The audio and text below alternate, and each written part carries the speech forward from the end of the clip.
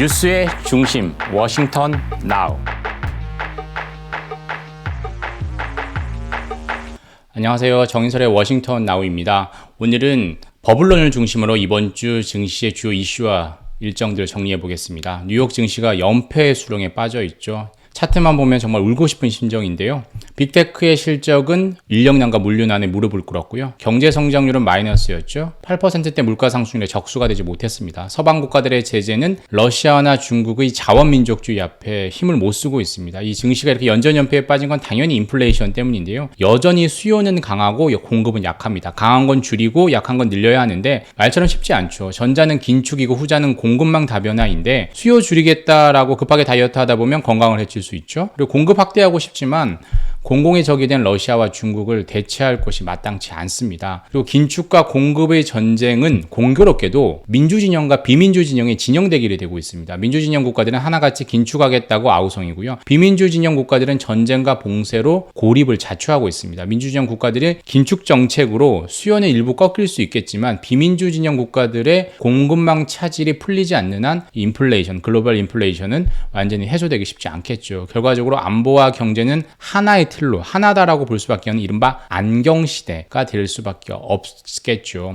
많이들 이코노믹 시큐리티라고 해서 경제 안보 시대라고 하는데 저는 경안보다는 안경이 더 어감이 좋잖아요. 그래서 안경이란 틀을 저는 이 용어를 쓰고 있습니다. 이 안경이란 틀을 가지고 오는 3, 4일에 열리는 FOMC를 지켜보면 좋을 것 같습니다. 잔인한 4월의 뉴욕 증시는 각종 변수와 진영 간의 격투기 경기였다라면 이 세린 메이의 5월은 파월 의장의 긴축 원맨쇼로 시작을 합니다. 현지 시간으로 4일 오후 2시 30분, 한국 시간으로 5일 새벽 4시 30분에 기자회견장에 나올 파월 의장의 표정과 어조, 몸짓 하나하나가 시장의 중요한 신호가 될 수 있겠죠. 금리 인상과 양적 긴축 시간표를 유추하는데 핵심 단서가 될 수 있다는 거죠. 긴축에 대한 파월 의장의 발언 수위에 따라서 증시가 안도 랠리를 하느냐 긴축 발작을 하느냐가 결정될 것 같습니다. 파월 의장의 빅스텝에 대한 관전평이 애매할 땐, 즉 선문답을 많이 하니까 애매하게 얘기할 때는 FOMC 이후에 출연 금지가 풀리는 블랙아웃 기간이 끝나는 페드 인사들의 발언을 기울일 필요가 있습니다. 6일 금요일에 많이 몰려 있는데요. 이런 페드 인사들의 겹치기 출연, 무더기 출연이 잡혀있는 6일에는 4월 미국의 고용 지표도 나옵니다. 너무나 고용시장이 탄탄해서 시장의 관심을 덜 받고 있지만 임금 상승 추이는 지켜볼 만할 것 같습니다. 구체적으로 하나씩 살펴보겠습니다. 5월 FOMC가 가장 관심인데 50bp 올리는 건 기정사실이죠. 이미 선물 시장에서 97% 넘었고 이미 100% 육박했습니다. 거의 공산당 수준이죠. 중요한 건 금리 인상 일정입니다. 분기 말이 아니어서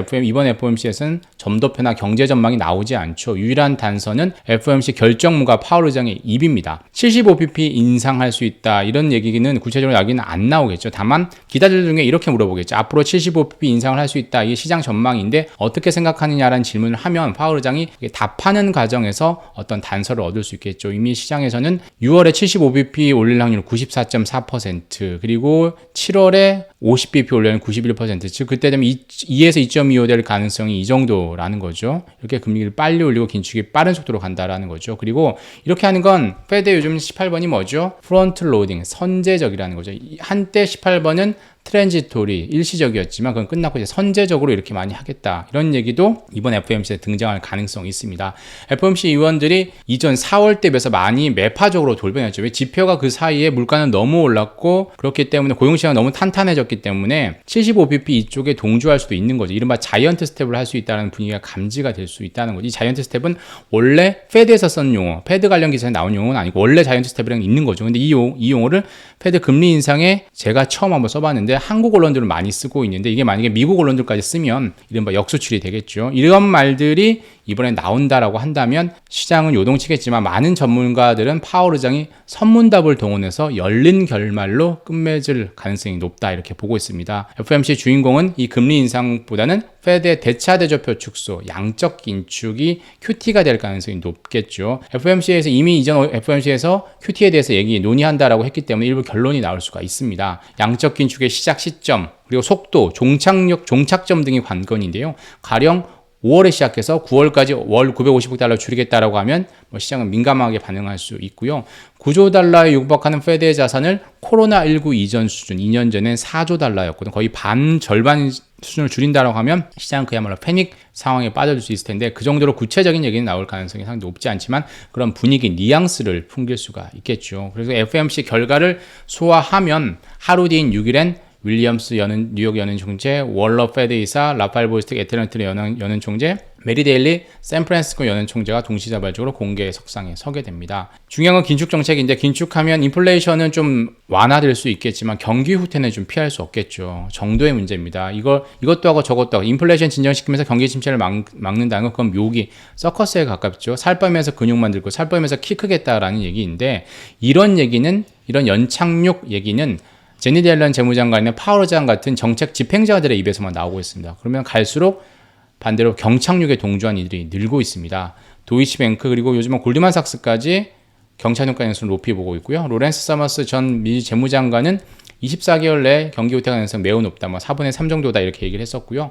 윌리엄 더들리 전 뉴욕 연은 총재도 실업률이 0.3%포인트 높아질 때 경제는 전면적인 경기 후퇴에 빠졌다. 이번도 비슷할 수 있다. 이렇게 얘기를 하고 있습니다. 이런 경착륙론자들의 머릿속에는 버블론이 자리 잡고 있습니다. 증시와 부동산뿐만 아니라 노동시장과 실물시장에도 버블이 있다라는 거죠. 41년 만에 최고치로 쓴 인플레이션 그리고 이번에 임금 상승률이 벌써 1년 전 대비해서 2배로 높아졌습니다. 최근에 미국에서는 연봉이 앞자리가 바뀌지 않으면 이직을 하지 않습니다. 10만 달러 받던 사람들 20만 달러 받아야지 이직을 한다는 게 그만큼 임금에도 버블이 많이 껴있다라는 건데 이런 거품을 인위적으로 제거하거나 버블이 자체적으로 터진다면 경기 침체로 빠질 가능성이 높겠죠. 공교롭게도 이 통화정책마저 세계적으로 보면 진영론으로 재편되고 있습니다. 미국, 호주, 한국 등 민주진영 국가들은 당연히 긴축정책하고 있고요. 반면에 중국과 러시아 이 비민주진영, 권위주의 국가들은 여전히 완화적 통화정책을 하고 있습니다. 전쟁이다, 경기 침체다 그런 이유 때문이죠. 주요 국가 중 일본 정도만 예외가 되겠죠. 비민주 진영 국가들의 통화정책 방향은 그다지 세계에 큰 영향을 미치지 않습니다. 하지만 가진 게 지하자원 곡물이 많아서 세계 공급망을 뒤흔들고 있죠. 러시아 천연가스에 의존하는 전 러시아 위성 국가들 그리고 북유럽 국가는 거의 100%에 가깝고요. 독일 50%, 이탈리아 40%. 그래서 독일과 이탈리아가 러시아 금수 조치 상당히 적극적이지 않죠. 이미 불가리아와 폴란드는 가스 밸브를 잠궜죠. 이런 러시아는 천연가스를 볼모로 잡고 유럽에 이른바 가스라이팅을 하고 있고요. 중국은 엄청난 원가 경쟁력으로 후속 주자들을 저 멀리 떨쳐놓고 세계 공장 역할을 하고 있죠. 이 두 국가 러시아, 중국이 세계 공급망 시장에서는 대체 불가 토큰이나 마찬가지죠. 여기에 우크라이나가 문을 닫았고 사우디나 아랍에미리트까지 미국과 척을 지면서 글로벌 공급망 위기는 더욱더 꼬여가고 있죠. 미국도 그래도 이 공급망 문제를 풀어보기 위해서 안간힘을 쓰고 있습니다. 하지만 현실은 녹록지 않죠. 러시아를 대신해서 유럽에 가스를 공급하려고 하지만 시간이 걸립니다. 파이프라인 바로 만들 수 없잖아요. 각종 정치적, 경제적 반대를 이겨내더라도 물리적으로 2026년 앞으로 4년이 지나야 유럽과 미국의 직통 가스관을 연결할 수 있고요. 그 사이에 어떤 일이 있을지 모르잖아요. 우크라이나 전쟁이 초장기적으로 갈 수도 있지만 여러 리스크가 있다라는 거고요. 그리고 미국은 요즘에 쇼어링 트렌드입니다. 니어 쇼어링, 멕시코를 중심, 인접국을 중심으로 공급망 재편을 하고 그리고 깐부 쇼어링, 프렌드 쇼어링이라고 해서 동맹국 위주 중심, 주로 아시아 태평양이 되겠죠. 이 동맹국 위주로 공급망 재편하려고 하면서 중국 의존도를 낮추려 하고 있지만 이 그래프에서 보는 것처럼 미국의 대중 수입액은 계속 늘고 있습니다. 말로만 겉으로는 중국 의존도 낮춘다라고 하지만 현실은 그렇지 않다라는 거고요. 그래서 이런 니어쇼링, 깐부쇼링 하겠다고 하니까 우리나라, 일본, 대만도 이런 것에 잘 해서 한국의 어떤 위상을 좀 더 높여 나가야 되겠죠. 이번 주엔 FOMC뿐만 아니라 미국의 4월 고용지표도 나옵니다. 무려 53년 만에 가장 낮은 3.5%로 예상되고 있고요.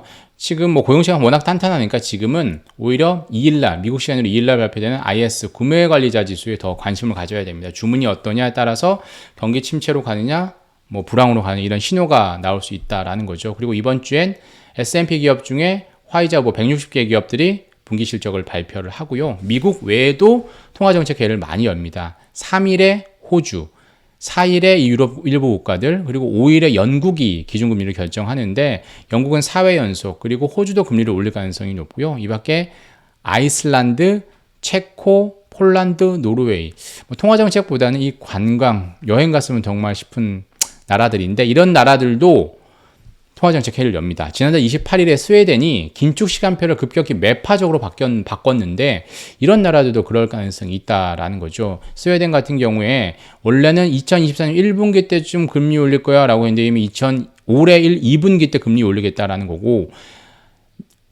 2024년 4분기, 2025년에 돼봐야 금리 0.25인데 1.8까지 이런 중립금리라고 하는 금리 수준을 대폭 올렸습니다. 그래서 4일 수요일에 있을 브라질의 금리 결정, 5일에 있을 터키의 살인적인 인플레이션 숫자를 보면 또 인플레이션에 대한 불안감, 긴축을 자극할 그럴 가능성이 상당히 높다는 거죠. 전체적으로 이번 주는 뭐니뭐니 해도 FOMC에서 파월 의장의 원맨쇼, 거기서 나올 빅스텝만으로 끝나느냐 아니면 빅타이트닝, 긴축, 자이언트 스텝 발언까지 나오느냐 그런 분위기를 풍기느냐에 따라서 뉴욕 증시가 안도랠리를 할지 긴축 발작을 할지 결정될 것 같습니다. 지금까지 정의설의 워싱턴 나우였습니다. 감사합니다.